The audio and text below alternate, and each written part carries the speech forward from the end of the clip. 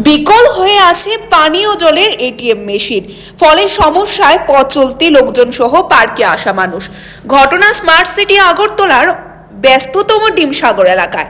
সেখানে ডিমসাগরের পাড় জুড়ে তৈরি করে দেওয়া হয়েছে পার্ক। সকাল বিকেল লোকজন শরীর চর্চার পাশাপাশি অবসরে সময় কাটাতে পারেন।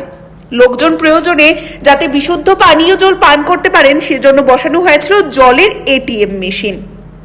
অভিযোগ, প্রায় 1 বছর ধরে বিকল হয়ে আছে শহরের প্রাণকেন্দ্রে থাকা এই মেশিনটি। ফলে পানীয় জলের তৃষ্ণা পেলেও 1 টাকায় আর মিলছে না জল। এবারে অভিযোগ নামে স্মার্ট সিটি হলেও সংশ্লিষ্ট কর্তৃপক্ষ তার সারাইয়ের কোনো পদক্ষেপ নিচ্ছেন না। এই অবস্থায় দাবি উঠেছে দ্রুত এটিএম মেশিনটি সারাইয়ের। জল আয় না কবে থেকে? আয় না জল, কি হয়েছে সমস্যা? নষ্ট হয়ে গেছে। কদিন দিলা? বছর জল পাওয়া যায়।